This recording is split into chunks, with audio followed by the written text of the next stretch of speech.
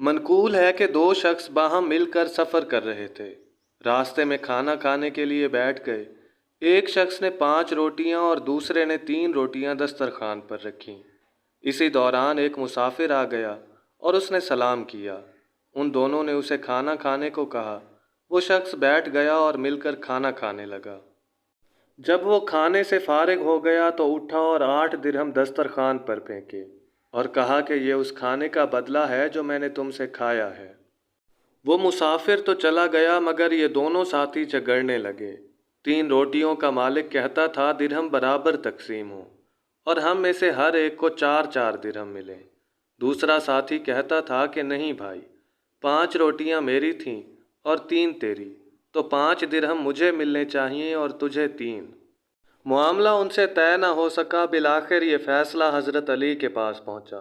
حضرت علی رضی اللہ تعالی عنہ نے فرمایا کہ بہتر ہے تم دونوں صلح کر لو، کیونکہ مہمان کے کھانے پر جھگڑا کرنا کوئی شرافت نہیں ہے اور تمہارے لیے یہ مناسب بھی نہیں ہے۔ 3 روٹیوں والا بولا، حضور ہم تبھی راضی ہوں گے جب ہمارے درمیان حق کا فیصلہ ہو جائے گا۔ حضرت علی نے فرمایا اگر تو حق چاہتا ہے تو تیرا حق صرف 1 درہم بنتا ہے اور باقی 7 درہم تیرے ساتھی کا حق ہے۔ وہ کہنے لگا سبحان اللہ، حضور مجھے سمجھائیں تو صحیح یہ کیسے ہو سکتا ہے؟ حضرت علی نے فرمایا میں تجھے سمجھاتا ہوں۔ یہ بتاؤ کہ تمہاری روٹیاں 3 اور تیرے ساتھی کی 5 روٹیاں تھیں۔ کہنے لگا حضور اسی طرح تھیں۔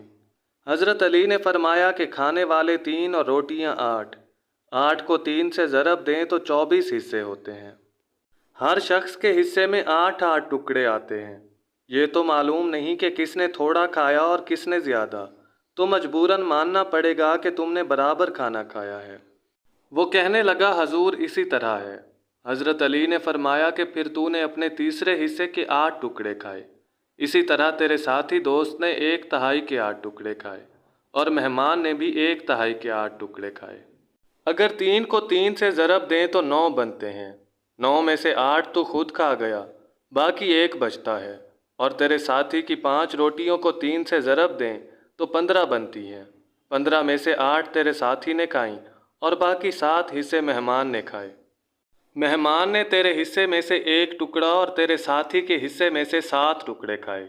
وہ عقل مند مہمان 8 درہم دے گیا، لہٰذا حصہ کے مطابق 7 درہم تیرے ساتھی کا حق بنتا ہے اور 1 درہم تیرا حق بنتا ہے۔ وہ شخص بولا حضرت اب میں آپ کے فیصلے کو تسلیم کرتا ہوں۔ امید کرتا ہوں کہ آپ کو آج کی ہماری یہ ویڈیو پسند آئی ہوگی۔ اگر ویڈیو اچھی لگی ہو تو اسے لائک کیجئے اور ہمارے چینل کو سبسکرائب کیجئے تاکہ اس طرح کی مزید ویڈیوز آپ تک آسانی سے پہنچتی رہیں۔ اپنا اور اپنے پیاروں کا ڈھیر سارا خیال رکھیے۔ اللہ نگہبان۔